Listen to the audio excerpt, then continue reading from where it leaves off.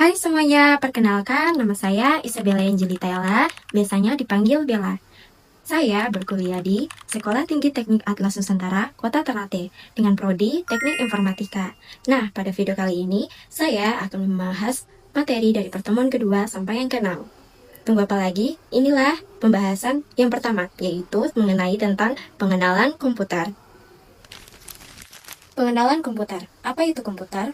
Kata komputer berasal dari bahasa Latin komputer, yang berarti menghitung. Pada awalnya, komputer memang berfungsi sebagai alat hitung manual, seperti sempoa. Namun, seiring perkembangan teknologi, komputer berevolusi menjadi mesin elektronik canggih yang dapat melakukan berbagai macam tugas. Komponen komputer. Yang pertama, yaitu hardware atau perangkat keras. Hardware adalah komponen fisik komputer yang dapat kita lihat dan sentuh. Beberapa komponen hardware yang penting antara lain, yang pertama yaitu CPU atau Central Processing Unit, merupakan otak komputer yang bertugas memproses instruksi dan data. Semakin tinggi kecepatan CPU, semakin cepat pula komputer dalam menjalankan program. Nah, istilah dalam prosesor. Yang pertama yaitu clock speed. Kecepatan prosesor melakukan instruksi per detik. Semakin tinggi gigahertz, semakin cepat prosesor bekerja. Yang kedua, multi-core prosesor. Prosesor yang memiliki lebih dari satu inti atau core. Semakin banyak core, semakin banyak tugas yang bisa dijalankan secara bersamaan.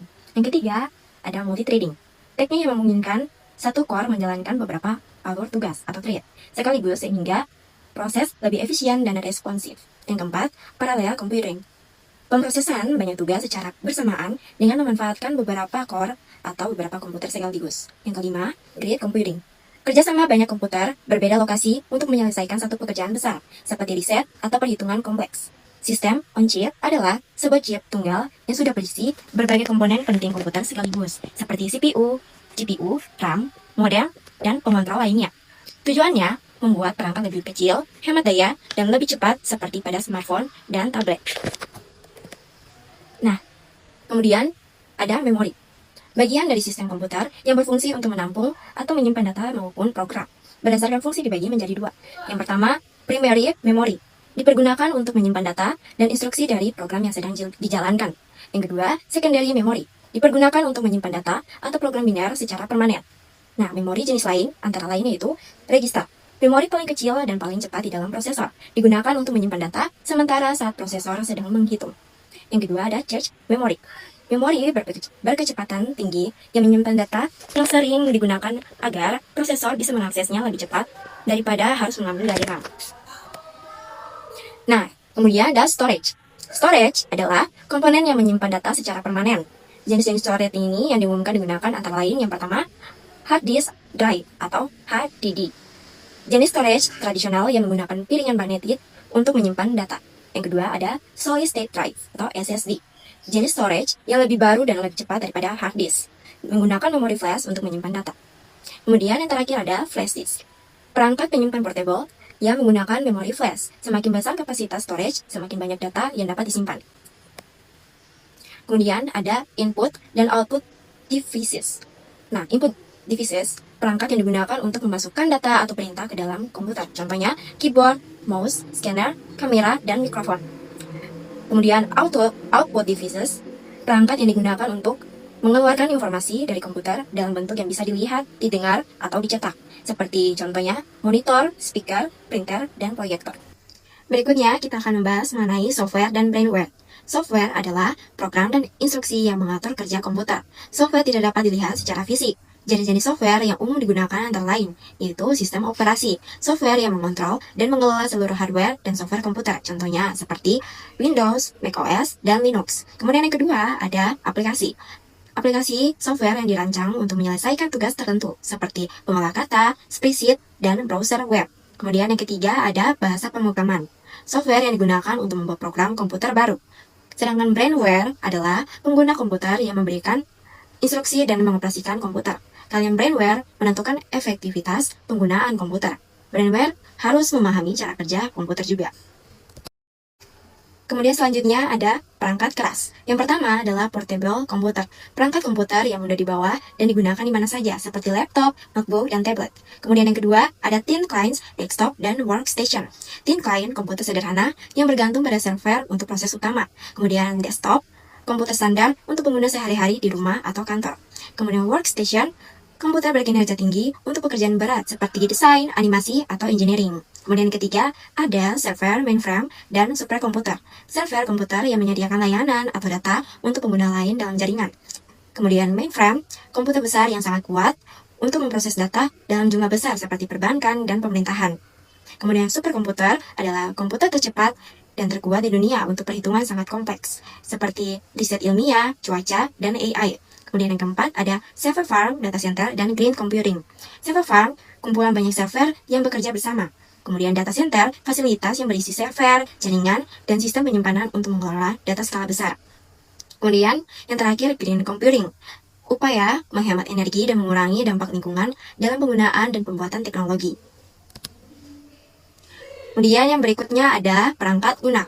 Perangkat lunak atau software adalah program yang memberi perintah kepada komputer agar dapat menjalankan tugas tertentu. Yang pertama ada sistem software. Dalam sistem software ini ada 3, yaitu yang pertama ada operating system atau OS, pengelola utama perangkat keras dan aplikasi seperti Windows dan Android. Kemudian ada middleware, penghubung antara aplikasi dan sistem, misalnya software server. Kemudian yang ketiga yaitu ada utilities, program pendukung seperti antivirus, pengelola file, dan backup. Kemudian yang kedua ada fungsi OS. Nah, fungsi OS ini yang mengatur perangkat keras, menjalankan aplikasi, mengelola memori, mengatur file, dan menjaga keamanan sistem. Kemudian yang ketiga ada application software, program yang dibuat untuk melakukan tugas tertentu seperti office, editing, game, dan aplikasi mobile. Dan kemudian ada bahasa pemrograman. Bahasa pemrograman yang untuk menulis program misalnya seperti Python, Java, C++, dan JavaScript. Kemudian isu dalam software yaitu software bug, kesalahan dalam program yang membuat software berjalan tidak sesuai. Kemudian ada copyright dan lisensi, yang dimana hak cipta melindungi software, lisensi menentukan aturan penggunaan software. Kemudian freeware, software yang bisa digunakan gratis, tetapi biasanya tidak boleh dimodifikasi. Kemudian ada open source software, software dengan kode sumber terbuka yang boleh dilihat, diubah, dan dibagikan oleh pengguna. Nah, kemudian ada basis data. Pengertian basis data yaitu basis data adalah kumpulan data yang terorganisasi sehingga mudah disimpan, dikelola, dan diakses. Kemudian ada fundamental data, konsep dasar bahwa data harus terstruktur, akurat, dan dapat digunakan kembali. Kemudian ada entitas, atribut, dan key. Nah, entitas ini objek yang datanya disimpan, misalnya seperti mahasiswa. Kemudian atribut, detail atau informasi tentang entitas, misalnya nama dan NIM. Kemudian ada key, penanda unik yang membedakan setiap entitas, misalnya NIM sebagai primary key.